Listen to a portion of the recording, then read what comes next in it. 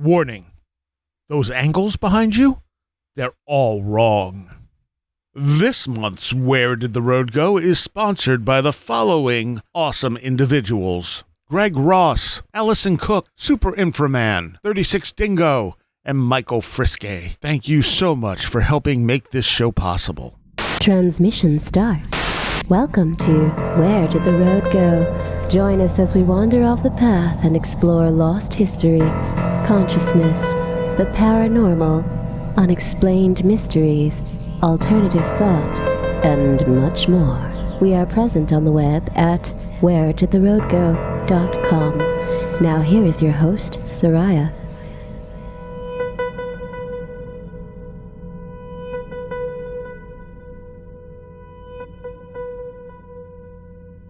Welcome to this edition of Where Did the Road Go? And this week is just a Wandering the Road episode with Christopher Ernst. Hello, everybody. And Brennan Storr. Hey. Whose name I will get wrong at least once. I'd be disappointed if you did. I mean, because that's what my brain does. It just, I know what your name is. I know it's not Brendan. I know it's Brennan, but I will at some point say Brendan. I mean, as long as it's not Brienne, which I've gotten a few times, we'll be Brienne? fine. Even if you do, that's okay. But yeah, Huh. we've got Brienne a couple times. I wonder how else I can massacre your name. Brennian? Briannin?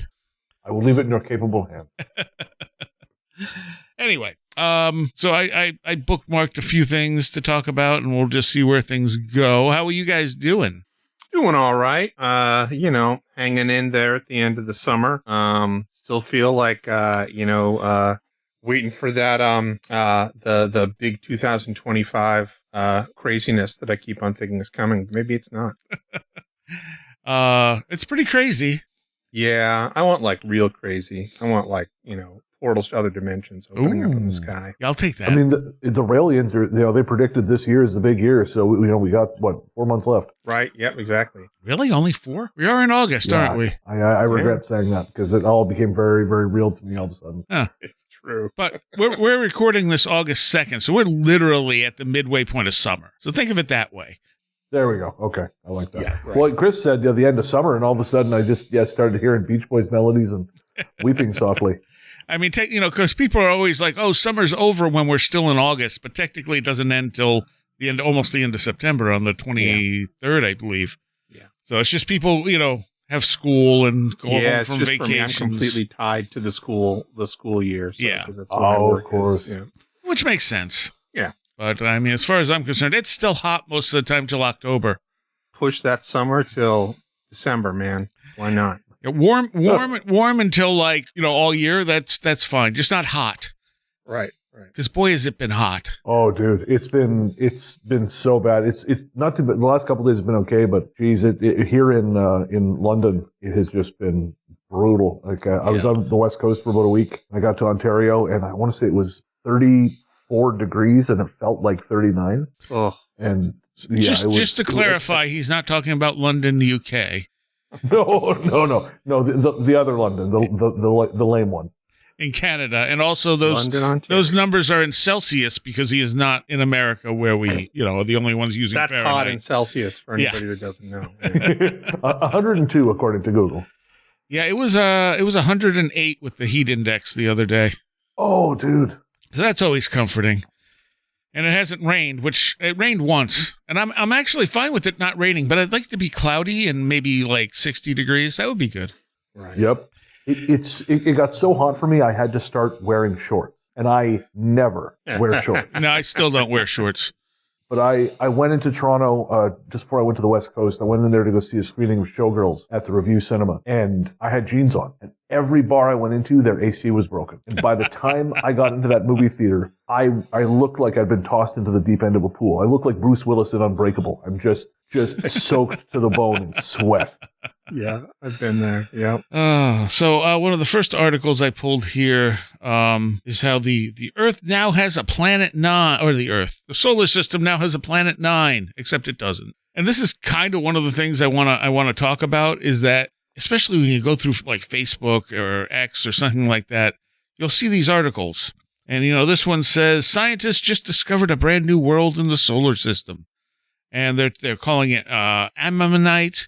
And then when you dig down a little deeper, you'll find that they didn't actually discover anything. They just think it might be there because they can't explain some of the behavior in the outer solar system. Yeah. But, I take that back. This one is not the one I thought it was.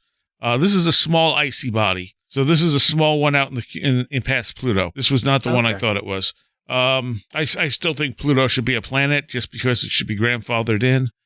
Mm-hmm. These are classified as sednoids. Only the fourth of its kind ever detected. Sednoids orbit far beyond Neptune in a highly elliptical paths.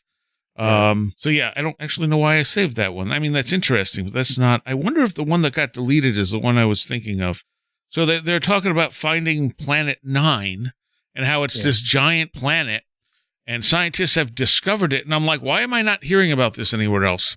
And so I start Googling it, and all that comes up are theoretical papers on where it might exist and how a large planet might explain some of this weirdness, and so on and so forth. And I'm like, what is this article doing? I mean, and it's like half the things you see on social media. Like, they're not based on anything. They're just giving you some fantastic sort of thing. I mean, obviously it's clickbait, but they're not even like, these aren't even like with article links. Yeah, and it might be that some of them are written by AI. That's the other thing. Yeah.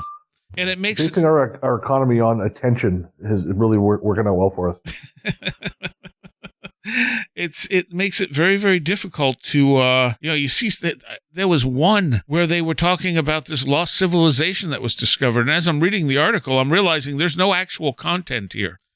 And I'm like, I think this is just AI generated. And when I got to the bottom, it said some content may be AI generated. And I'm like, yeah, I Googled the name of the place. It doesn't come up anywhere but this article. I'm like, what the hell? It's hard. I mean, it's hard. I think it makes it hard to really get solid, if you're looking for real evidence or scientific papers. It really makes it hard. Everything is just so muddled. Yeah. I mean, NASA does have a web, like a page on the possible Planet X, but they actually say, to be clear, it has not been discovered, and there is debate in the scientific community about whether it even exists. Right. Because, I mean, they know stuff is acting in ways on the outer solar system that they can't explain. That's one of the theories. I do think that the idea of us having Sirius being in a binary system with Sirius, it does solve most of those mysteries if it's true. And that's always been fascinating to me. Like, me too. We can't prove it yet, but there is when Walter Cruttenden wrote his book, The Lost Star, Myth and Time, that's one of the things he looks at. He's like, everything about this makes sense if you put us in a binary system with Sirius, rotating around a center of gravity, where it would come across the way out, in the outer solar system and kind of wipe that clean and kind of shift everything around a little bit. Yeah. And it also fits in perfectly with the precession of the equinoxes based on the speed we're moving and the speed it's moving toward us. Yeah. Yeah. I think we start to.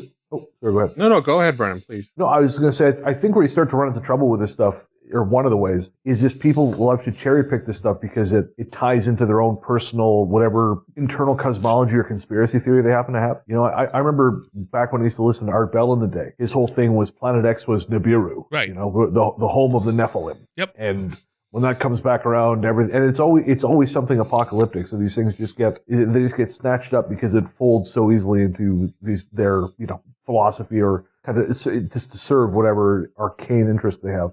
And that's the whole Sitchin thing was Nibiru. And I found Sitchin's stuff very interesting at first. But when he's saying, there's a 6,000-year orbit, well, then we should have historical records of this, because it's not here now. So it has to have been in the last 5,000 years. And we don't have a single record from any culture about this. So how does that make sense if there's a planet that comes as far in as the asteroid belt and then, goes back out and no culture has recorded that? I mean, that's the unfortunate thing with a lot of, especially when it comes to this sort of fringe research, is that you get guys that, they maybe have one eureka or a really good take on something. And then a lot of that is, supported by crap. Yeah. And it's just, that's the case too with a lot of, I think, scientists that are working in this standard academic way. It's something that's just part of, I think, human intellect. So, True. it can be hard for us then to try to figure out and parse out what is what's truthful and not. But I do think that, similar to kind of what Brennan was saying, there's the cherry picking is happening, but then there's also this commonality that I don't think is necessarily there because people are repeating a fallacy or a lie. I think that there's also, there have been numerous instances where we have seen some hint at there being another type of planet. And while there are plenty of people that say, oh, that's been disproven, well, okay, maybe that one take on it has been disproven, but it's something that's still out there. And there's like this big kernel of truth that's been muddied by a lot of people who are going to cash in on it or going to, jump on it and take it someplace that, it can't be proven. Just how people work, I think, at least. I had floated the idea to Walter when he was on at one point that perhaps if Nibiru does exist and has a 6,000-year orbit and we're in a binary relationship with Sirius, what if Nibiru is actually going around Sirius and his partner that he works with, Jason, I think his name was Jason Martell, suddenly also came to that conclusion. And I was like, oh, you just stole my idea. Yeah, right? I mean, it was just throwing it out there like this is the only way I could see a planet with a 6,000-year orbit making sense because, again, we would have seen it in the historical record by now. It doesn't mean that some of the fiction stuff isn't interesting because it is. I just don't think, and the thing is that after a certain point, he was almost writing fiction about it. Like he was filling in the spots that he felt should be there to make this story make sense. And he was at least open about the fact that he was kind of fictionalizing it. And when he did that stuff, he was also one of the few people who understood Sumerian. It's just, it turns out, not as well as he thought. Right. Yeah. Yeah. So, I mean, yeah. And then you get the people who don't necessarily understand that he was writing, that he was fictionalizing some of that. Yeah. And that just gets sucked up into the machine as fact. Yeah. Right. Yeah. I mean, fiction's fine, but people need to understand where the separation is. And we did a show on that a long time ago, like the effect that fiction can have on these fields. Like, I mean, not in the way that like Josh's latest book talks about, or like whatchamacallit talks about. Who's the other guy? Josh and the professor. Oh, Kripal? Kripal, yes. Yeah, okay. Yeah. I'd try to think about which one. But like, when you get people believing these things that are urban legends, or they're believing things that are literally fictional podcasts, and and it's like it just kind of pollutes the waters. And it's like I'm all for fiction playing with this stuff, and even trying to give it a feeling of being something real. Like, but like at some point you need to say this is fiction. Sure. Yeah. Totally. Even if not right away, if you got like the Blair Witch Project, that was a great example. That marketing was brilliant. And when you watched it, it was done really well for what they were presenting it as. Mm-hmm. And so many people thought it was real, and that was fine because eventually they did come out and say, yeah, this wasn't real. Mm-hmm. But using unknown actors and just the way they marketed, like nothing else had ever been marketed before. I mean, it was just, I thought it was brilliant. Yeah. I mean, and I think it's still the most successful independent film of all time, if I'm not mistaken. Really? I think, in terms of its, yeah, I mean, cost. I know what you're talking about. I think it is, if you factor in like how much it made versus how much they paid to make it, which was like nothing. Yeah. I think it even, is above and beyond like the Paranormal Activity, but I could be wrong. Yeah, I think the first Paranormal Activity is still budgeted, I want to say around like $5 million or something. Yeah, really? It was pretty high. Yeah, and it ended up being pretty. I remember I was working at Paramount when they were doing that. So yeah. Oh, cool. Okay. Yeah. And I want to say Blair Witch was like 40,000 or something. I'm sure they paid. Oh no, it was like truly an indie film. Completely. Yeah. I didn't realize why did Paranormal Activity cost that much? I could be wrong about that. Let me look. Well, I mean, I think it was made cheaper, but there was a lot of marketing that was done. I mean, okay. Blair Witch also had a lot of marketing, but this was prior to online marketing and stuff like that. So I think that there was a lot more in terms of digital marketing that was done for Paranormal Activity. I wasn't there. Like I I don't know if I was working there when the first one came out, but I know it was it was a part of the franchise that Paramount owned by the time I was working for the company. Yeah, for some reason I keep watching them and I'm never impressed. I wasn't. I mean, I thought it was a cool idea, but Yes. to me, it didn't, it was a cool idea that I thought would work as a short film, Okay, and I think yeah. that's what they did first, if I remember correctly, but yeah. I was way off.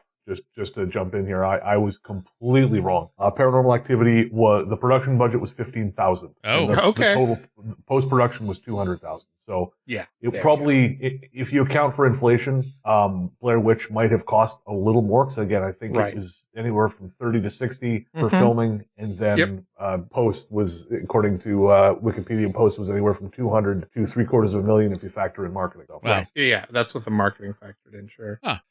There was one Paranormal Activity I liked, which had something to do with other dimensions, but I don't even remember what it was anymore. Oh, probably Ghost Dimension. Maybe. Yeah. Yeah. They did they did. They started building some interesting, or trying to, I wasn't watching them either, but they started, I know, because I was familiar with the marketing, trying to build some, bigger world in there. Yeah. I actually really enjoyed,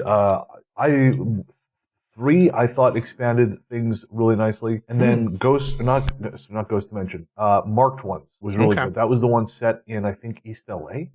I Yeah. probably should watch them. Yeah. Like a Latino family. And then Next of Kin, I really enjoyed. Next of Kin was shot by, or directed by William Eubank, who also did Underwater. Yeah. Oh, Underwater And was awesome. Yeah, Underwater. Yeah. Such an innocuous name for what's basically a Cthulhu movie. It's totally a Yeah. cool movie. That's what I loved about it. Yeah. But like Underwater, it's like, are you trying not Right. to stand out? Yeah.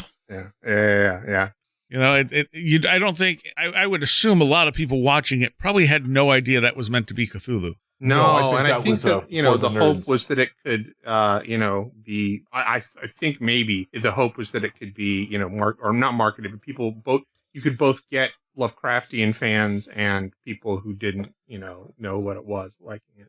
And it was the girl that starred in Twilight in that, right? Kristen Stewart, yeah. Yeah. And I know, a big name.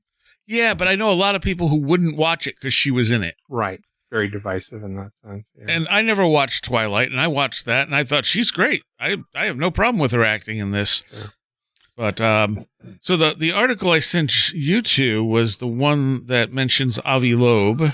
Brennan, I think you've done the most looking at this. Do you want to kind of talk about it? Yeah, so this is that interstellar object that has been detected recently, and some of the lesser credentialed news agencies are basically saying, "Oh well, Harvard scientist says this is an alien, and or an alien probe rather, and it's based entirely on a paper that was written, a totally speculative paper written by, as you say, Avi Loeb and 2 other contributors. Loeb is the same guy who put forward the theory that the Oumuamua Yeah. Yep. was also of alien origin because of how it was traveling, and of course, that was eventually discovered that it was, I want to say, hydrogen burning off it from melting water Right. Yeah. that caused it to speed up the way it did. So it didn't actually have, what they thought was like an engine or something. That wasn't really the case. So this just kind of seems to be his thing, is saying, well, what if this is an alien? Right. And that's fine to speculate.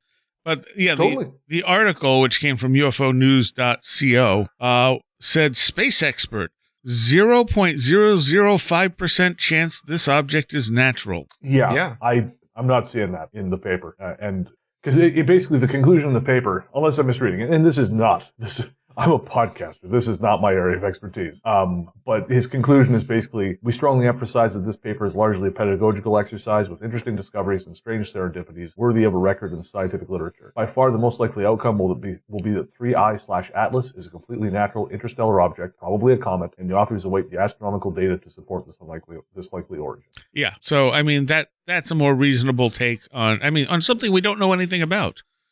Right. There's been a ton of kerfuffle about it, though, in terms of, what I call, I guess like the UFO social media sphere. Everything from people starting to talk about Project Bluebeam and bringing out old videos of, was it Donna Harris? Is that her name? Remember the woman who was talking about, she worked for, what's his name? people are going to kill me for this.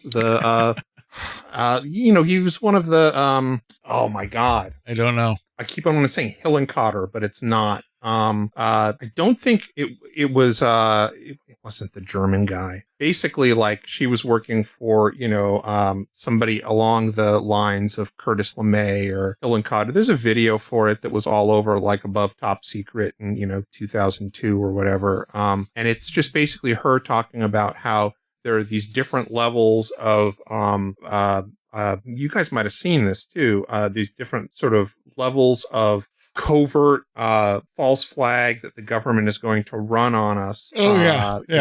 And the last one will be, this sort of fake Project Bluebeam invasion from outer space. Yeah. Which, I mean, I wouldn't put it past the intelligence community to do. Right. But, you also had, like, the whole disclosure thing saying, oh, there's a spaceship hurtling at us from, a mothership coming in, and we have it on, satellite, or not satellite, on telescope and all this other stuff. And that was, 6 months ago, and they said it was going to be here in 2 months or something. Oh, yeah. I don't think it's correct, but it's sort of stirring that kind of thing up. And then, I think there was something else I read where someone was saying it's coming from the same direction as, the opposite direction from where Voyager 1 was sent. Okay, well, I don't know that that's really all that relevant, honestly. We've got a V'ger situation, is what I'm hearing. Yeah, that it's like a response. Yeah. Yeah. I don't think Voyager's gotten far enough away to get a response from anything. I don't think so either, right. I do think we're going to see more of this UFO as smokescreen stuff. I mean, I think the fact that the vice president of the U.S., obviously the U.S., but J.D. Vance is talking about this, I think this is intentional obfuscation. Oh, yeah. I don't think he gives a rat's.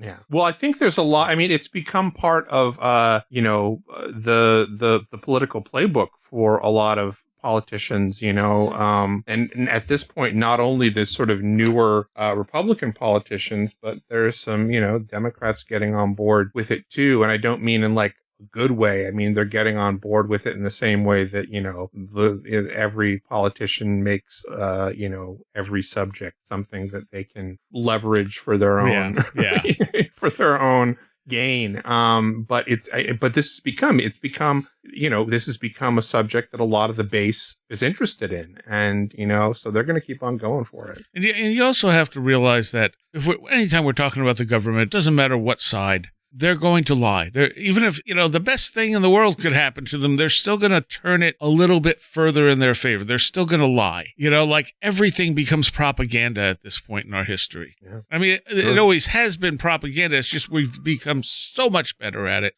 that we know how to turn anything in, not only into our favor, but I'm not talking about us, but like whatever position that person has, they know how to turn it into their favor. And even if it was already in their favor, turn it even further into their favor. So you just have to assume everything you hear from the government to some degree is propaganda. I'm right there with you. Yeah. Well, especially on a fringe topic like UFOs. Oh, yeah. Right? I think they as you say, both sides of the aisle recognize that you say certain words and all of a sudden they're a whole lot less interested in what was just going on because you're up there saying those things that for a long time, quote unquote, serious people wouldn't say. Yeah. And now I think the subjects, I feel like it's kind of running its course a little bit, where the disclosure crowd is getting a little less enthusiastic. I could be wrong about that. It's just, what I'm seeing. I know when I look on Reddit pages, people put up videos and other people are just like, nope, this is nothing. Yeah. And that wasn't the case a few years ago. Everyone was very excited about every video. And then now people are like, nope, this is junk. Well, maybe the cycle is such that it, because it obviously, as we've talked about many times, this like rehashing of similar tropes and similar narratives and similar, people and stuff like that. But maybe we're getting to the point where the rehashing only can last so long. So, which is maybe a good thing. Well, also, I think, people who probably got into this back when the New York Times article came out have slowly started to see the pattern of, carrot on a stick.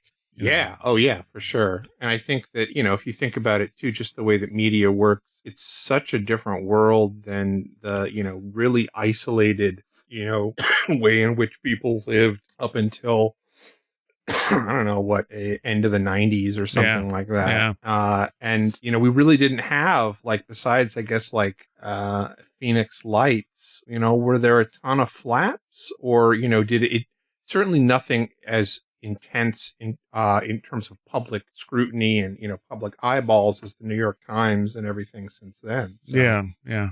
you know, I mean, there were a few flaps here and there, but it seems like there were never really major flaps. There was a bunch of stuff in 73. right. I want to say Kevin Randles wrote a whole book about how much stuff happened just in 73 and speculated that it might be that our solar system comes closer to where the aliens come from. I liked the book he wrote, but I didn't necessarily agree with his premise. Just because it had a lot of interesting cases in it. And then you have things like Gulf Breeze, like Gulf Breeze has a lot of weird stuff associated with it. I don't know if that dude was faking it or not, but other people saw those craft. Sure. So even if some of his pictures were faked, they weren't all faked. Yep. And then you have the Gulf Breeze 7 there that just like deserted and went to Gulf Breeze, and that's just a whole other level of weirdness on there. I don't even remember the total story behind that. Oh, yeah, I don't know either, especially now in my brain. So many things have been erased from there. Oh. Stop looking at the light when they hold up the pen. Right? Exactly. But it's so pretty. And then, you have the Phoenix Lights, which, I mean, in one case at least were flares, but in other cases probably were not. And then you had, like, what was it, the mayor or the whatever making fun of it and then turned around and admitted he had a sighting. And it was like, what is going on? One of the other things I pulled was James Webb confirmed the universe's expansion rate doesn't match theory, hinting at unknown physics beyond our models. And I mean, I feel like just saying, duh. Yeah, right. For years, astronomers have argued over a mystery called the Hubble tension. When scientists measure the expansion of the universe in two different ways, they get two very different answers. One method uses ancient light from the cosmic microwave background and says the universe should be expanding slowly.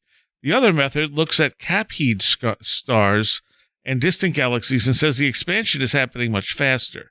Now, with over 1,000 new observations stretching across 130 million light years, experts have ruled out measurement errors. This is not a small mistake. It is a real cosmic problem.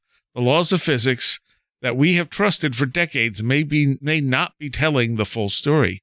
This could mean there is something missing in our understanding of dark energy, or maybe a new form of matter is out there influencing the universe. Sometimes scientists even think it might be time to update Einstein's theory of gravity. I would say that's probably a good thing to maybe kind of stop relying on things we can't prove. Yeah. And again, I hate to beat the same drum over and over again, but the electric universe has some very good ideas that explain some of this stuff. But I think getting rid of the Big Bang model is going to be near impossible. Yeah. It's so ingrained. It's just like, nope, we've solved this. Yeah. We don't need to look at it anymore. We just got to figure out the math. Yeah. I will say that I do think, not to jump too, far off of the Atlas or 3-1 Atlas, 3I Atlas, I don't know, whatever it is, discussion. But I think the more interesting thing that's come out recently are those studies that that sort of famous now scientist, Dr. Villarreal, I think Beatrice Villarreal has been doing, looking at the old plates prior to satellites and finding those, basically, if people haven't heard of this, what she's been doing is looking at old astronomy plates. So this is stuff that was taken in like the 40s. So basically everything up until the release of the first acknowledged satellite, we have pretty good, astronomy plates. And so what she did is, her and her team looked at these old plates for essentially anomalies, and they found that there, are these things that don't appear to be necessarily comets and don't appear to be, asteroids. They are reflective, it seems like. And they are, people are describing them as an array, a grid, but it's really only a few of these that they found. But these are things that should not be up there. I mean, it's, and there is no prosaic at this point explanation for it. There's even something like they're harder to see in the shadow of the Earth, which basically proves with, a really high, whatever is it, sigma, point of occurrence, meaning that it's really probably not random, that these are reflective objects, like a mirror or metal or something that we would find in a current satellite. Now, some people have, put forth theories that far before the space race, we actually put up secret satellites into orbit. And that's that very well might be the case. But, these are things that were up there in orbit around, the Earth in the sky that we have photographic sort of proof of existing, that we don't have an explanation for, and that really seem to be, artificial in some way, shape, or form. I did not know any of this. Interesting. Have you heard about that, Brennan? No, that's entirely new on me. But, oh, wow. Okay. So yeah, it's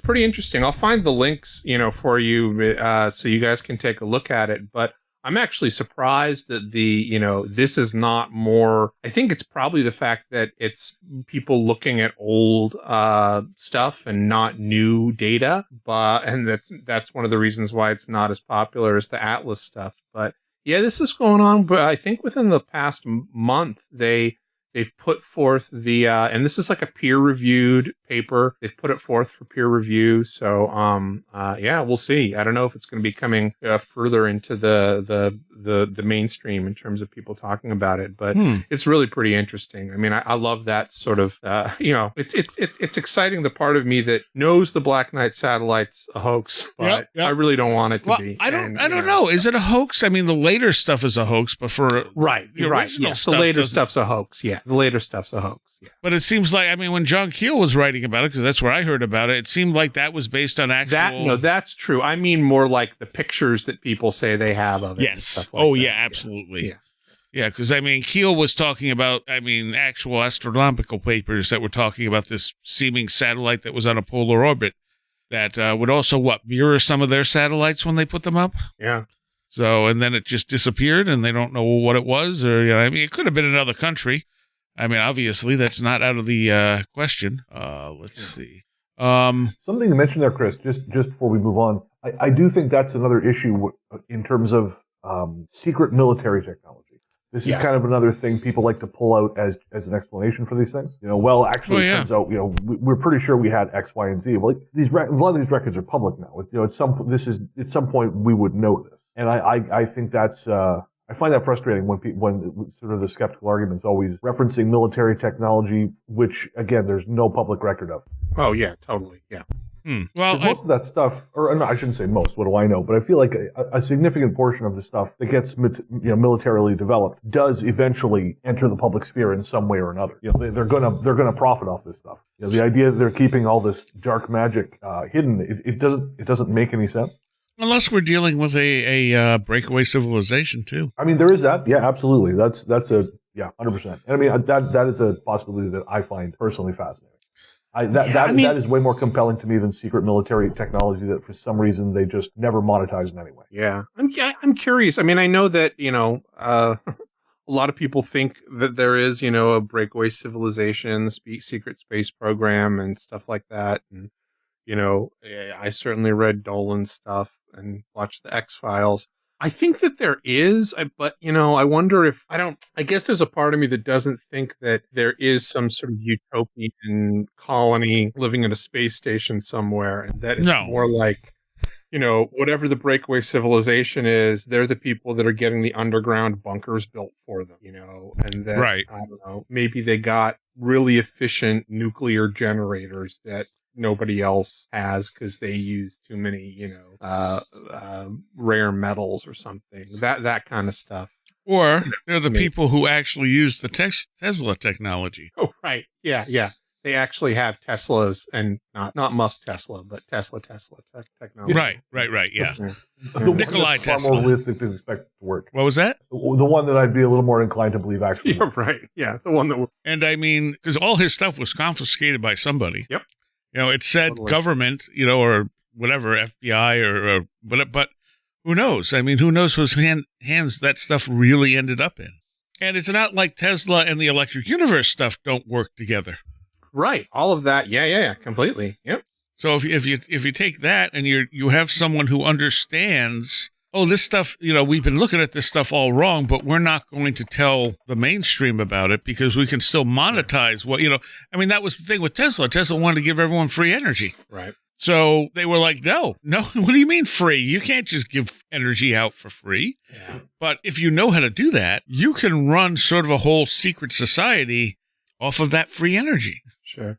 And just not give it to the public at large. There was a long time ago when I was first writing Strange, I remember finding a UFO sighting that ended up being a chapter in the book. And it was based on the reporting or the account of a guy I knew who was this old school railroader. And when I talked to him, when I finally tracked him down, he was telling me that when he first posted his account online, we're talking 2002, I think is when he posted it. So this is early internet. He was contacted by some guy from, I don't even remember. I want to say, actually, no, I think he was a professor at UC Berkeley, if I remember right. Oh, wow. But this professor had told him that what he had seen, because he had seen, him and the other guys on the crew had seen this crackling ball of orange, I think it was orange energy that lit the entire canyon like daylight. And he was told by this fellow that what he had actually seen was the testing of an energy weapon by a company in Japan who had bought or somehow come to possess a bunch of Tesla's material. Yeah. Now, I never really ran that down back then because it didn't really mean anything to me. But right. I was kind of curious. Have either of you guys heard anything like this? No. But it's really interesting. Yeah. And again, the guy may not even have been a real professor. Again, this is 20 plus years ago now. But I think I mentioned it in the book as a possibility. But then, one of the other crews I managed to track down, or one of the other guys in the crew, he claimed he felt like whatever they were looking at, even though it was a crackling ball of energy, he felt it was sentient. He felt it was actually looking at them. He didn't think it was an energy weapon. So, hard to say. Well, that's when you get into the idea of intelligent plasma. Okay. So that's a new one on me. Oh, yeah. That the irony is back in the, what was it, the 70s, what was the skeptic that proposed that UFOs were just plasma? I can't remember his name. I know who you're talking about. I think he was the same guy who went after Travis Walton. Mm-hmm. And he was like, oh, these things are just plasma. And I'm like, looking at it now going, no, he might have been right, but it might be intelligent plasma. This might be a form of consciousness we don't understand.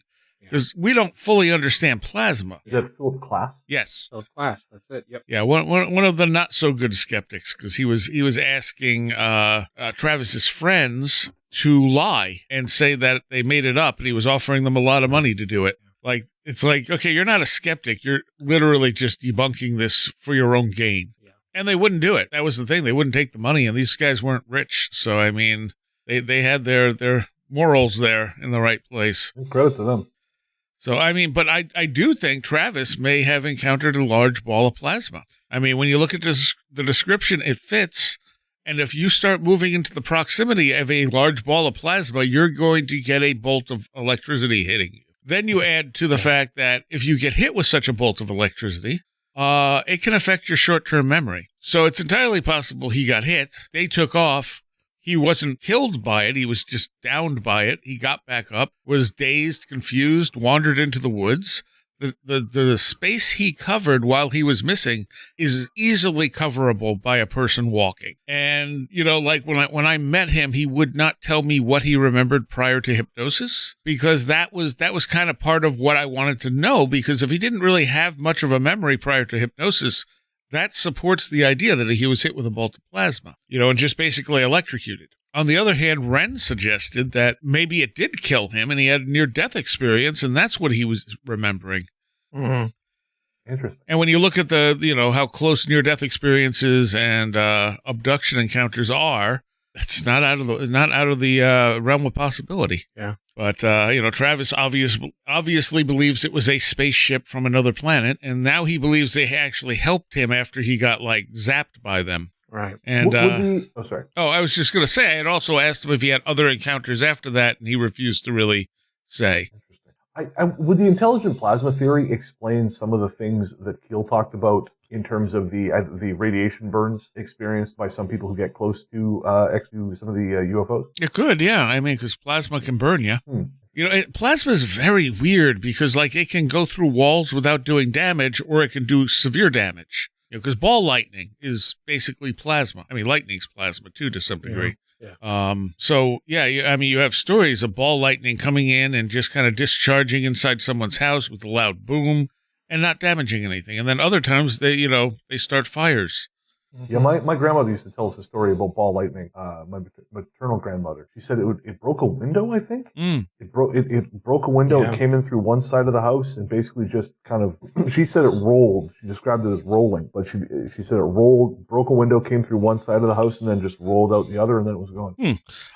I've only seen ball lightning once in my life. There was a huge thunderhead literally over the field next door. And out of it, you saw these pulsing balls of light that would come out, turn around, and go back in. And it's like I'm just watching it going, oh, that's ball lightning. And that's the only time in my life I've seen that.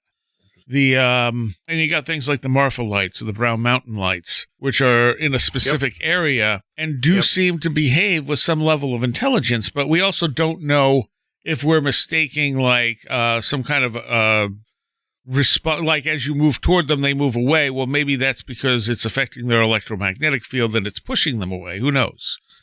Like it's hard to study them because they won't come near you.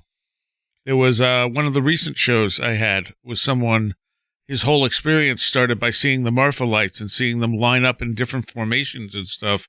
And it completely derailed his life and put him on a new path. Interesting. Yeah. How I mean, so? that's the kind of stuff that happens. It's crazy. That was in Edson's book. That's who that was. Oh, okay. I do think that's something Josh touches on in his books is this idea that quite often this stuff, whatever its origin, it does seem to have this sort of transformative effect on your life. It kind of nudges you. Yeah. A certain Oh way. yeah. Like my I don't have a lot of paranormal experiences anymore, but the period when I was having them the most was a period when I really kind of needed to be nudged out of a certain orbit, and that kind of pushed me towards doing the book, which pushed me towards the show, which pushed me towards a completely new life. But yeah, it's almost like it, like my shamanic experience, right? I mean, that just pushed me right out of my comfort zone into a completely different trajectory. But I wouldn't expect it to happen again, well, and I wouldn't even try and replicate it. Remind me and tell people who maybe don't know what your shamanic experience was. So when I first started getting into the paranormal, I had a shadow person experience. I didn't even know what a shadow person was. I just woke up one morning, I was at work. I saw a shadow person stick its head out from behind a coat rack out of the corner of my eye. And then a couple weeks later, I woke up and it was a beautiful spring morning. Nick, my wife, had already gone to work, and I looked to my left because I thought I saw something out of the corner of my eye. And there was a shadow in the shape of a man. Fell over me on the bed before I could react. Hit me, my body, I felt electricity all throughout my body, and I passed out. Started a period of intense darkness in my life, lasted about 2 weeks, and then after that happened, after that 2 week period, got into an argument with my wife, which again, I'm not really like someone who provokes fights, but provoked this big argument, and it was gone. And there were other things that happened, but that was like the only time I could think of that I was touched by this thing. And then in 2013, I was over in Vancouver, and I was staying in like an early sort of precursor to Airbnb called Flipkey. Just renting a room in a shared house in Vancouver for a couple nights. One night, left my house, and I ran into this elderly gentleman who claimed he was native, he was a shaman, and he basically, he seemed kind of in rough straits. I offered to buy him a coffee because he mentioned he could go for a coffee, and as we walked, we just talked. He told me his spirit name, and he asked me if I wanted to know mine, and he said, when we get to the coffee shop, I'll ask. He said, not everyone has a spirit name. We got to the coffee shop, and we sat there for 2 hours talking, and really, he told me he was a shaman. He said he had been one since he was 16 years old. He was very open about, his personal failings as a father. He said he was an alcoholic and all these things. So I told him, about these shadows. And what he said to me, he said, I don't know why you're having these dreams. And I protested. I said, well, they weren't dreams. But he put up his hand. He said, no. He said, it's better if we think of them as dreams. And then he pulled from his bag. He had like a beat up old gray gym bag. He pulled a plastic recorder, blew the same note, 14, 15 times, something like that. Nothing happened, looked around, shook his head, reached into his bag. And there's a step in between the recorder and the maraca that would come out next, but I still can't remember what it was. I know there was something, but I don't know what it was. But he pulls out this gray plastic maraca. It had Olmeca tequila on the side and faded red lettering. It was like something that would come as part of a, liquor box set. And he shook it a few times and he did this kind of sing-songy thing. And then he said something about the doctor. He got up, he walked away, come back a minute or two later with this green stuff in his hands. He shoved it in my mouth and he said, chew that and swallow it down. I said, I realized internally this was a point where I could either go, poof, we're done here, or I could chew it. And I did. And after I'd done that, he chewed some himself, pulled my head forward and just blew on the crown of my head. Did the same thing all the way down my back, in the middle of my spine, sat me up, and he said, okay, you're done. And basically what followed next was this very intense feeling of disassociation, maybe? I can't even describe it. It was a little like the very first time I got high on brownies, long, long time ago. But it was like my hands were not my hands, but they were moving at my suggestion. And I started to freak out. He told me to calm down. And when it was all over, he basically said, you had the wrong spirit in you. He said, what you experienced happens when you have the wrong spirit in you. So I took out the old spirit. What you felt was a new spirit settling in. He said, that won't happen again. He also said, your life is going to be different now. He said, I'm very sorry for that because you were not given a choice. But he said, I could not give you a choice. He said, you had to have this done. And so, I'm sorry. He said, again, it won't be bad, the changes, but they'll just be changed. And that was it. He also said, do you ever wonder why your belly swells? And I used to be a lot heavier than I am now. And I said, I assume because I eat too much. And he sort of rolled his eyes and he said, well, yes, but also that happens when you have the wrong spirit. Said, interesting. That'll change. And that was it. He got up to walk away. I said, thank you. And he goes, oh yeah, no problem. And he points to the coffee. He said, you gave me a gift. This is my gift to you. And he walked off. He said, I'm going to go get a drink. And he walked away. I do remember that story. I didn't remember the shadow person part, but as soon as you got to talking to the guy, I was like, oh, yes, okay.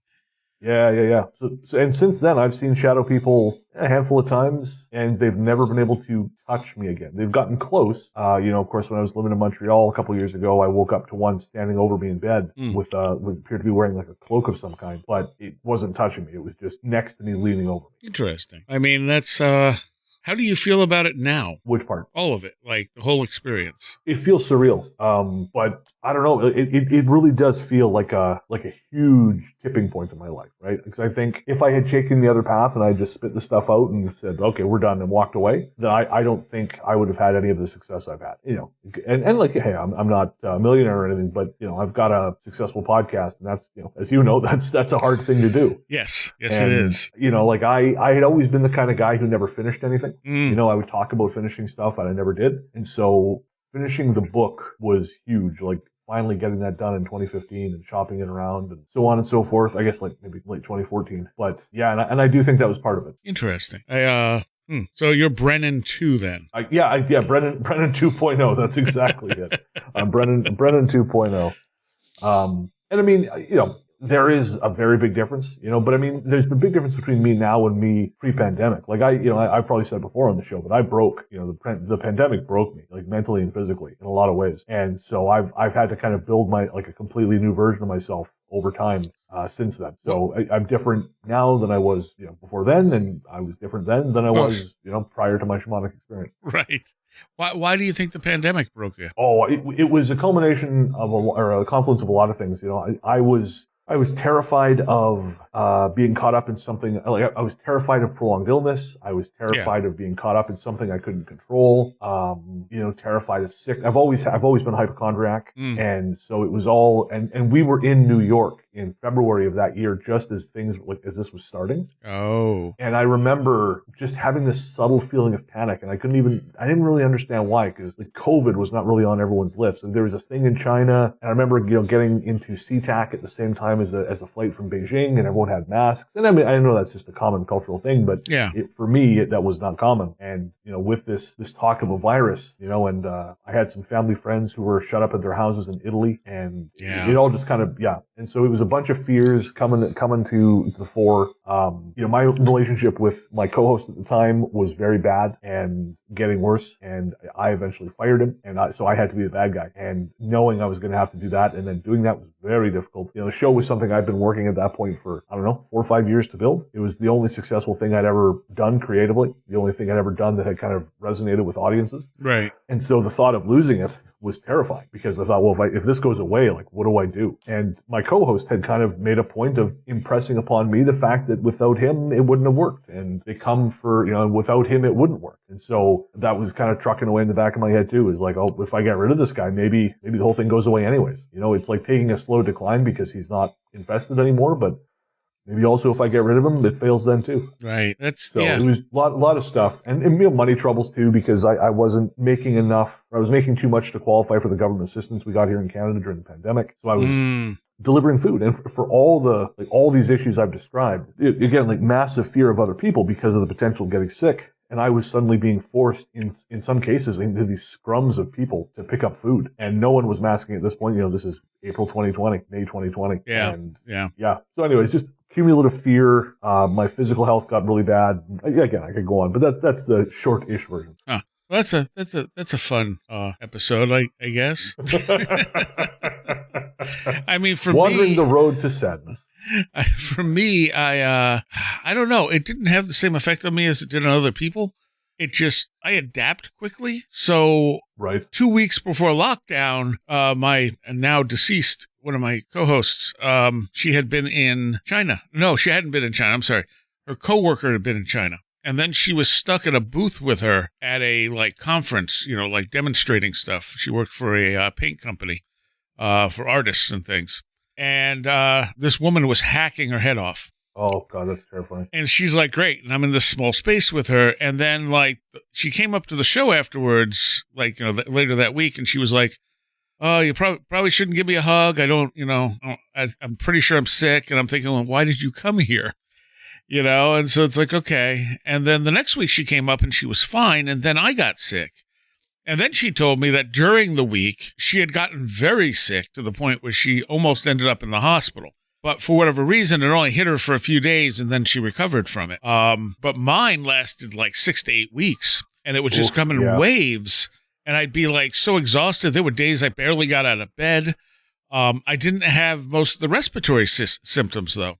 But I'm like, no, this is not normal. There's something wrong. I've never felt this bad before in my life, and I can't even pinpoint why I feel so bad. And eventually Tom Hanks came out and, was describing all his symptoms. I'm like, okay, that's what I had. Because before that, he was the first one to kind of come out and talk about those symptoms. And I was like, okay, nope, it was definitely COVID. And, people would be calling me for computer work, and I'd be like, I'm pretty sure I have COVID. And they're like, oh, you can still come over. And I'm like, what? No.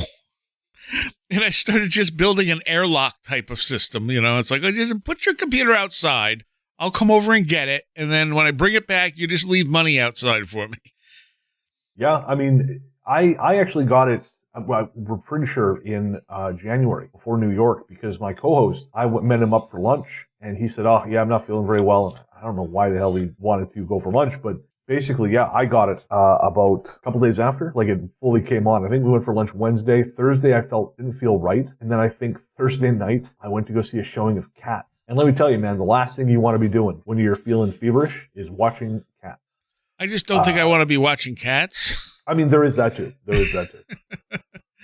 But yeah, and then I was down for down, I think for 2 weeks. Just sweating more than I've ever sweat in my life. But even before that, when one of Nick's coworkers, her husband came back from a conference in Pennsylvania and he was really sick. And then her coworker came into work. She was sick. I don't know, again, as you say, I don't know why you're here. So I sort of forced us to quarantine because I said, Nick came home and said, well, so-and-so is sick. And I was working around her all day. I said, and because I had this family member, or friend of the family living in Italy who, was already going through it. Yeah. I said, we can't we have to stay home. We could both be contagious. We don't know enough about this disease. And it's funny because her coworkers and her boss especially was very much of the mind, oh, this is ridiculous. I don't know why you're staying at home. And then I want to say a week later, the whole office was closed. Yeah. Yeah. All right, we got to take a break. We'll be right back. Quick mid-show break here. Some contact info and a recommendation. Contact info is very simple. Go to wheredidtheroadgo.com. And there you can find a link tree that goes to all of my particular social media, as well as links to all the social media for Where Did the Road Go across the page. You can find our Discord, our YouTube, whatever you're looking for. It's all there. You can also become a Patreon. It's only $3 a month, and it gets you the shows weeks early, commercial-free, and extra content with almost every show. Plus, special stuff on top of all that for only $3. It's been $3 since I started doing this, and I have no intention of raising the price. So $3, I think, is quite a deal for the amount of stuff you get if you like the show. You can also rate and review us wherever you are listening to this, highly, I hope, and share with your friends. As for a recommendation, I'm kind of going back to the thing I recommended last week now that I got caught up to date on it, and that is a podcast called How It Ends. And they have new episodes coming out in September. It's been a while since their last season, but I just kind of binged the entire thing straight through, and it's really good. It starts off a little slow. I think I said that last time. By the end, though, at the end of the fourth season, my God, I have no idea where they're going with it. And they left, I mean, I kind of guessed some of it going forward, but by the time it gets to the end of the fourth season, I don't know where they're going with this. And I realized they had planted seeds of this much earlier. So they clearly have a plan in mind, and it's weird. And I'm really looking forward to what comes out in September and where they go with this. So check that out. It's a very well done podcast, and it's really intriguing. All right, back to the show. So we are back, this time with Chris, who apparently we couldn't hear at the end of that I was screaming at the top of my lungs. I just figured you were being quiet because, Brennan was telling do that his sometimes, story. Yeah. Depending on how much sleep I've gotten. Yeah, exactly. Or you dozed off. I think only Red Pill has done that. No, Josh did it. Oh, Josh did it. Okay. Yeah. Red Pill at least woke back up. Josh started snoring. And we were like, let's just disconnect Josh, let him have a nap, Red Pill just didn't respond for a while, and then at some point he did. He just jumped in. We're like, oh, you're still with us. Yeah, you're here. We're like, we thought you fell asleep. And he's like, I might have dozed off for a moment. Because we just heard this loud thump, and then he didn't say anything else. So it's like, and with Josh, he had stopped talking, but he had also been drinking the whole time, so he was getting a little, right, tipsy. And then we realized he hadn't been talking, and we stopped, and we could just lightly hear him snoring, and we're like, okay, he needs sleepy time. Did that episode go out? I feel like I remember that. Maybe yes, but I think it might have been in a Patreon. Oh, okay, yeah. No, I remember hearing it. Yeah, I definitely put it up because it was hilarious. I started to doze off the last time when I was on with Barbara. Oh, because that was the last minute one, and I'd been running around all day working out at the gym and stuff, and the thing was about 2 a.m. I started to fade, and I'm like, okay, no, we can do this. And I sort of nodded off a little bit, just kind of sitting in my chair, but kept forcing myself back to wakefulness. I think at one point you said to me, like, hey, you still there? I'm like, no, I'm just listening respectfully. But I had, in fact, fallen asleep. It happens. So, I forgot what I was going to say. All right, cool.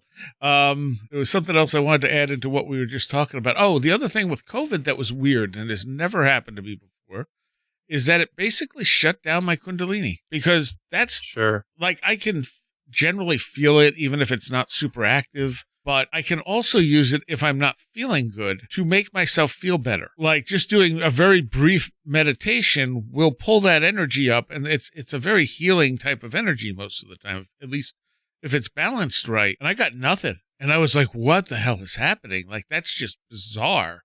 Like no incident of me being sick has ever affected it. And I still don't know what to make of that. Yeah, I know. Ooh, I did blow up a terminal at the Burned Dairy yesterday. No, Thursday. Yeah, 2 days ago. Excellent.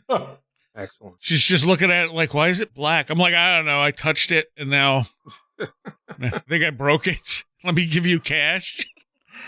But yeah, I'm like, things have shifted. Like not only in the way that things give me information. Because now, and I've always had certain things that were like layered information, but now I'm getting it layered in completely different ways. Like And for a while, I was seeing like multiple dimension type stuff that whatever shows me stuff was trying to show me. And I'm like, is this because you are now layering information and it's not just one thing? Like, I'm still trying to wrap my brain around all this stuff. But it's like I'll be shown one thing and think, oh, okay, that's what that, wait, but now it's also this. Like, there's multiple levels, and I'm just trying to process it. And the other thing I noticed is, so generally people pick energy up off of me. But now occasionally I will get energized by certain people. And I'll be like, what's happening? You know, like energy just spikes through the roof, and it's like, it's this person. Like, and sometimes it's people I've known for a while, and other times people I don't know that well. And it's always women. It's never men. So, I mean, like Thursday after I'd gone to a show and this one girl hugged me a bunch of times, like my energy just spiked. And to be clear, this was not a like sexual type of thing, right? Like this was just friends. There was nothing else involved, but yet for some reason my energy spiked. And I got home, and that's when I blew up the terminal at Burn Dairy. Right. Well, that probably is the same way that, you've had, relationships where you've been very sensitive to what's going on with, other people's Kundalini. I think that's like classic Shakti stuff where, it's basically, the male and the female, those two sort of the polar opposites that exist as, archetypes, that's what you need in order to activate it. Right. I think that makes sense. I don't know about the whole COVID thing and that, impacting, things that are psychic or, happening on the spiritual. Yeah, that's interesting. I mean, maybe, the other thing to think about, and I don't know, I mean, from talking to you, I know that you got pretty badly sick, but illness and the relationship between illness and going through sort of psychic or spiritual transformations is not it's something that is known. Oh yeah. So yeah. Might not be necessarily like something in the disease itself, but the fact that you were racked by, the equivalent of a plague, and it changes things. Yeah. Subsequent, I mean, I don't know how many times I've had COVID at this point. It actually felt pretty horrible last week or the week before for like a day and a half. And I didn't know so A, I was dehydrated. B, I accidentally may have taken too much insulin. Because I was doing way too much stuff, and I took a big shot of insulin because I knew my blood sugar was high. And continued doing stuff, and then apparently it hadn't come down yet, and I went, did I take insulin? I don't think I took insulin. So I took another big shot of insulin. And then after a while, I felt it coming down. I'm like, how much insulin did I just take? Like, did I take 2? And I'm just like, my brain's like, I don't know, maybe, Right. And I've started feeling like my blood sugar was dropping. It wasn't actually low at the time, but I stood up and almost blacked out. And I was like, oh, that's usually dehydration. Okay. I mean, this is, when it was really hot. Even though it was an air-conditioned room, I had been outside quite a bit. And so I'm like, okay, so I'm probably dehydrated. Maybe my sugar's dropping. So I took a test, and I'm like, okay, that's come down a lot since the last time from what it felt like. So maybe I'll get a whole bunch of sugar. And so I balanced that out, but I also felt like I was shaking, and I wasn't shaking. And there was just a whole bunch of other stuff. And I'm like, and my blood pressure shot through the roof. Oh. And I'm going, okay, is this dehydration? Is this sugar? Like, what's going on? To the point where I almost called an ambulance. But finally, my blood sugar kind of balanced out. I drank like 2 Gatorades. Didn't feel so dehydrated. I stopped feeling like I was blacking out when I was standing up. But even while I was standing up, I felt like I was going to collapse still. And then, it just kind of like passed. And I got some sleep. And the next day, I still felt a little shaky. And then I said something to Natalie. And Natalie was like, I had that same thing happen to me yesterday. She's like, I wonder if we were sick. Like, because I hadn't seen her the day before. So I'm just like, I don't know. And now she's finding that some of this was the current symptoms of the newest strand of COVID. Oh, okay. Jeez. I mean, it wasn't awful. It was just, I think it was combined with the dehydration and me being stupid and not paying attention to how much insulin I took. Put me in, like, that's one of those I could have died moments, like if I wasn't paying attention to what was going on. Sure. I had to take a Xanax to get my heart rate down because my heart was racing, my blood pressure was through the roof. I'm like, what is going on? And it also felt like anxiety. And I'm going, okay, like which is doing what here?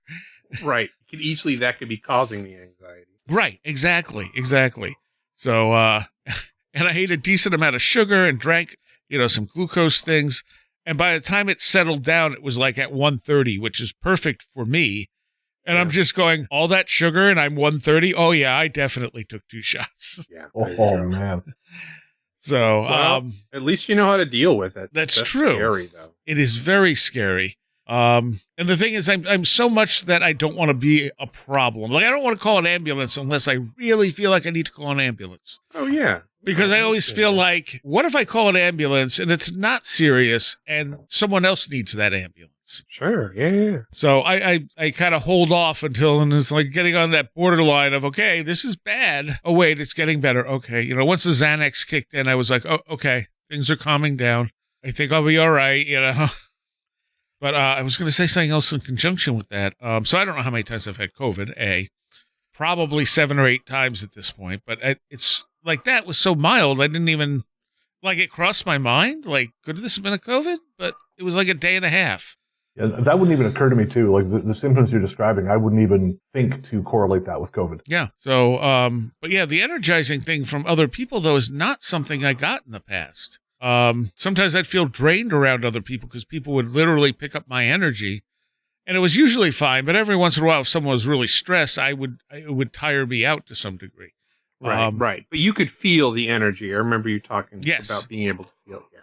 Yeah. Oh, definitely. Yeah. And this was, I don't know. It's just weird. Like all of a sudden certain people will set it off. And I'm sure it's something to do with, the way energy interacts. Right. But I don't know why mine's getting set off by other people when it never was before.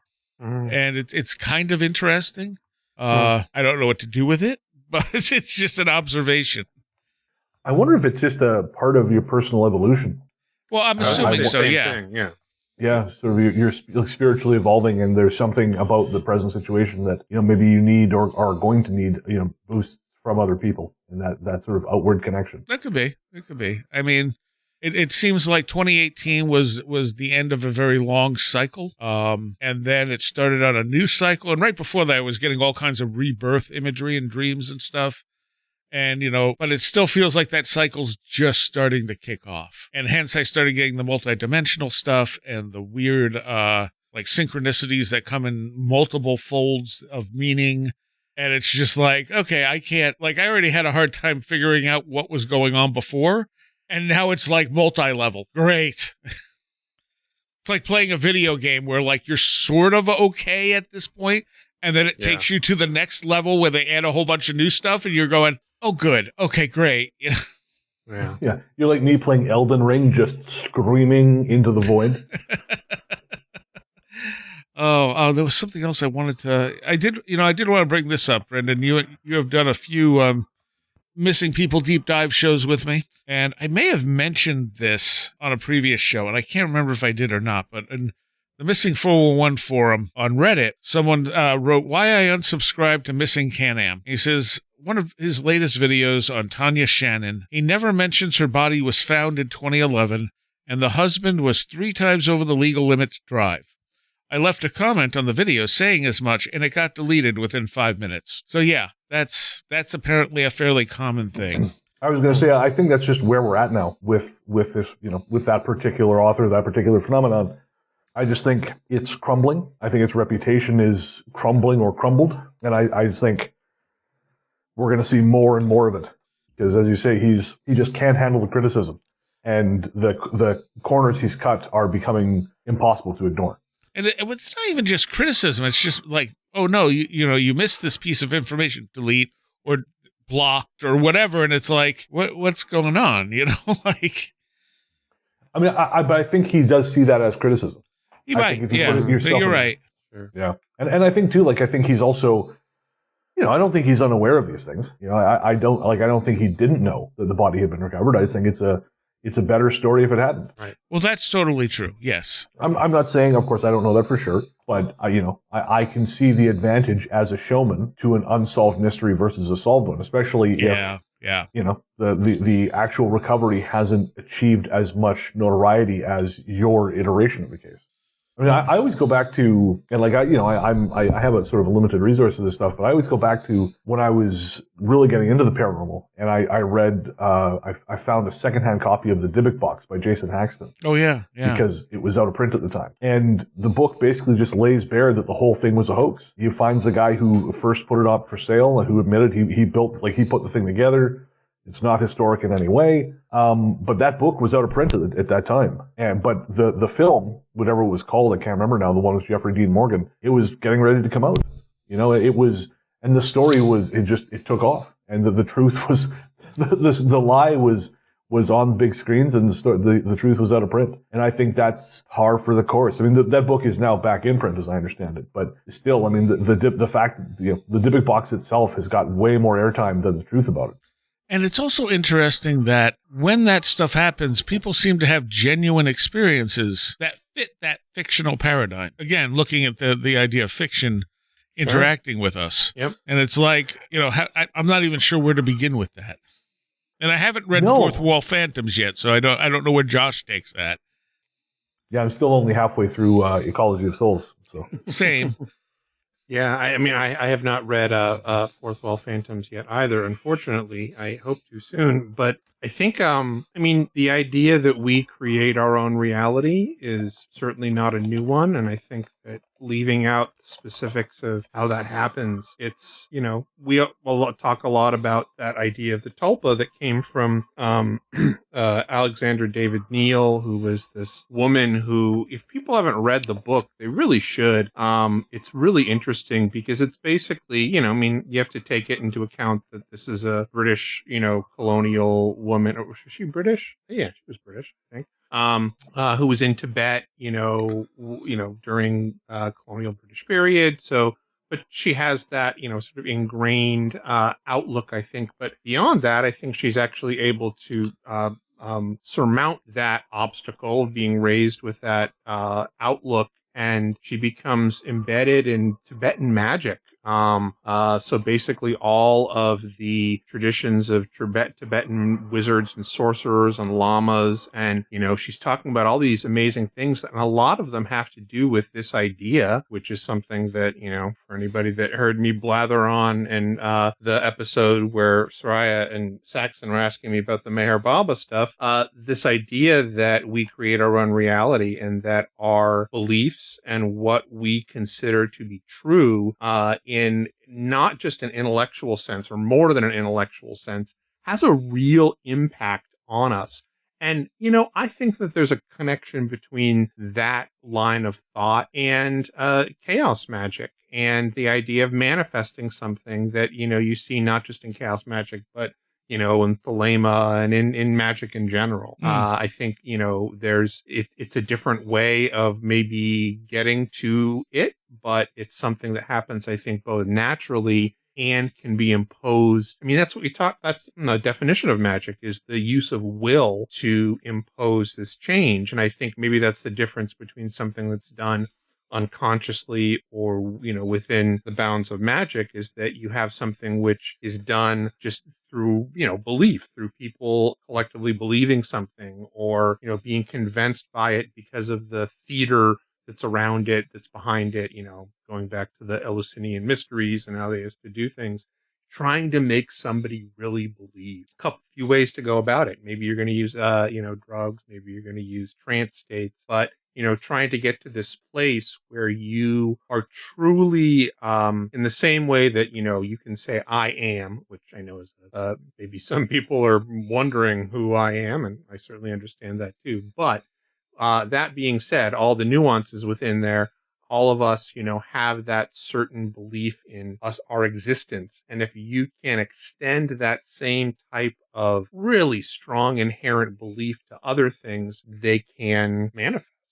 So yeah, I mean, I think that there's a big possibility, particularly since we're in this world of, fandom and canon for the younger kids, and how most people, I think, are really immersed in these worlds, even if they are worlds in like, Minecraft or Roblox or, whatever. There are these sort of non-physical worlds that we're more and more immersing ourselves in. And I think that that's changing the ability that we have individually and collectively to kind of bring things into existence through our belief, even if it's unintentional. I think we might see more of this. I agree. It's not just Slender Man. It's not. It's going to keep on getting weirder and weirder. Maybe with AI. I don't know. Well, Slender Man was an intentional creation, but you also see it, right? Like I've talked about a million times, with when Communion and Missing Time came out, the appearance of grays in UFO encounters went up. Sure. So I don't know. There was, speaking of this, there was, of course, this whole thing going on about the Annabelle doll. And the guy who was transporting it died. Right. And who is this that wrote this? I posted it to the Where Did the Road Go group. Robin Artisan wrote this. And this is very well read. So I'm going to read this real quick here. I think it's probably the last thing for tonight's show. Despite the admittedly strange nature of my sincerely held beliefs about the world, I do not consider myself to be superstitious. I am, in fact, only sort of stitious. I am stitious when I need to be, and I've done pretty well so far. Forgive me for saying what needs to be said for the good handful of people who will read this. Ed and Lorraine Warren were not master occultists. They were very devoted Christians who were hostile to the occult and definitely to neo-pagan anything. No, their work was never sanctioned by the Catholic Church. Not that this should matter. The Catholic Church told the world for 16 centuries that sin was an STD and infants who died unbaptized deserved to go to hell, so what they say shouldn't matter to any thinking person. Ed Warren's claim to be a demonologist is as sturdy as anyone who makes that claim, and anyone can. Lorraine's claim to mediumship partakes in the same sturdiness. There's an insightful saying that goes 99% of mediums out there give the other 1% a bad name. I think this is true of demonologists as well, personally. The Warrens were not occult authorities, and the unfortunately famous doll we're hearing so much about lately is a pile of cloth used by them as part of their livelihood, a business of stirring up occult panics, which they then exercise to make the very overwrite reports about. This isn't a new money-making enterprise at all. The Satanic Panic and the Post-Panic made their business pretty lucrative. Dan Rivera, a paranormal investigator with the New England Society for Psychic Research, an organization the Warrens founded, reportedly died 3 days ago during a tour in Gettysburg, Pennsylvania, a tour that was showcasing the Annabelle doll. This is very sad. He was 54 years old. I do not believe the doll killed him. I deeply regret that the fates took him when they did. This unfortunate timing will make the Warrens' fictions become even more entrenched in the minds of many people. If modern neo-pagans and occultists of all stripes wish for their beliefs and practices to ever become something more than a huge post hoc ergo prompter hoc fallacy, they have to free themselves from sensationalism and from being too stitious about certain things. It's not an easy tightrope to walk, but people have to try. The dignity that lies beyond sensationalism and stition is what people truly want. Pictured below is the actual archdemonic Raggedy Ann doll that so many people are terrified of because a book one guy wrote and a horror film, which, like most horror films, is designed to trigger the deep, nervous lizard brain and terrify it. When the based on a true story words appear at the start of the movie, it does not mean what most people think it means. Please note that the, quote, paranormal investigators that are trying to make money touring this doll around had to stick a devil tarot card on the doll's display just in case a vintage Raggedy Ann wasn't scary enough for some people who came to see it. I mean, I don't think that's wrong. No. Yeah, I don't either. And it's sort of, I feel like that, the devil tarot card is that's not evil. That's not evil. Yeah. I thought who's it going around with now? I don't know. Huh. But someone just posted to the Ghost Story Guys group that the comedian Matt Rife bought the collection. Oh my God. Let me see if I can find it real quick here. Yeah, they're touring it and that happened. I kept seeing posts about how the doll killed him, and it's like, okay, this is just stupid. This is not how this works. This doll is not haunted. This doll is, I mean, people die. And unfortunately, people die every few seconds in the world. I mean, I hate to say it too, but one of the things that whenever I'm thinking about this idea of people having correct takes, intellectual or academic takes on things and not correct things, it was Professor Pasulka that was the consultant on all of those Conjuring movies and really helping sell. Yeah, she was. That's kind of how she got into the circles that ended up leading to her becoming the UFO celebrity writer that she is now. And I really was interested in that first book when before I read it, because I thought it would be great having this academic connection to comparative religion. But I since this has nothing again to do with her personally, but the research and the things that are said I guess in the social sphere in terms of promoting ideas of UFOs and religion and artificial intelligence and stuff, I find to be I disagree with them. I find them to be problematic and have issues, sort of logical fallacy issues that don't make sense to me. And it's interesting. I mean, I think that people can go along with narratives. They can promote narratives. I think they can even be ostensibly, knowledgeable enough to know the correct way about going about things, but still, for whatever reason, they'll make compromises in order to promote this or that narrative because they feel it's serving the greater good. True. But yeah, it's true about the Warrens. I mean, and it's unfortunate that they've become, they weren't great people. No, especially not Ed. Yeah, especially not Ed. Yeah, especially not Ed.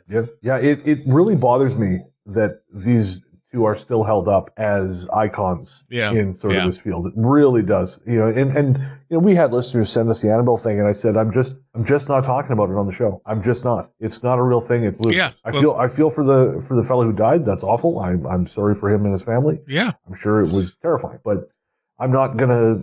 I refuse to go on my show and say, oh, well, the doll finally is loose and it's on the run. No, absolutely not. That's the logic of a child. It's also the people, famous people always die in threes. Well, yeah, if you extend the timeline out far enough, and how are you rating famous people? Yeah, you get real elastic with your definition of famous.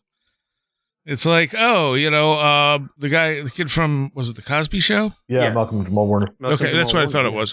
So he dies, Hulk Hogan dies, Ozzy dies. People are like, there's the three, and it's like.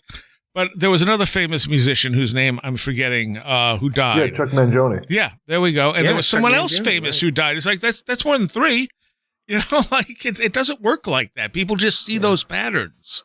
I didn't realize Mangione's from your neck of the woods up in Rochester. Yes, he is. I can't remember his name to save my life. But that's fair.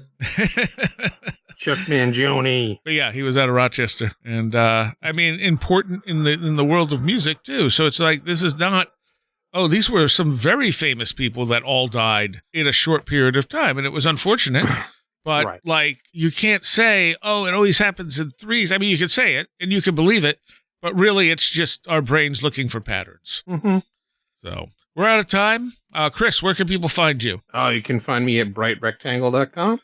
And Brennan? I'm on Threads, Blue Sky, Instagram, and Letterboxd as Largely the Truth, and you can find my podcast, The Ghost Story Guys, everywhere fine podcasts live. And if you want to hear some spooky stories, you can find my other horror fiction show, Fear Daily, again, wherever you get your podcasts. All right. Thank you both. Nice. Thank you. I want to take a minute here to thank all of my Patreons, because without you, this show would not exist. And I want to give a special shout out to those of you pledging $10 or more. Greg Ross, Gantic, Allison Cook, Super Inframan, Trin, 36 Dingo, Tim, Andrew Nichols, Matthew Sproul, Ruth Fortescue, Barthartha, Tyler Glimstead, Christine, Abby Allen, Patricia Guy-Quinta, American Rambler, Andrew Maines, Ann Witowski, Barbara Fisher, Beverly Williamson, Billuminati, Right Rectangle, Charles Davis, Charles in Florida, Land of the Crazy and Communicable, Diane B., MTK, Eric Citron, Eric Todd, Harold, History and Coffee, Jay, Jack Huntington, James Lindsay, Janet's Planet, Jim and Sophie, John Mattingly, John Bracken, Jonathan Frost, Arla Mahoney, Kevin Shrek, Cool Kitty, Kristen L., Laser Printer Jam, Lauren McLean, Liam Huddock, Linda from Michigan, Linz Jackson K., MJ Armstrong, Mark Shoemaker, Mark Brady, Mothman Bren, Automation, Paul Jeffries, Perry Peters, Riker and Stark, Ron Dupre, Sam Sharon, Schmooples, Devourer of Mortal Souls,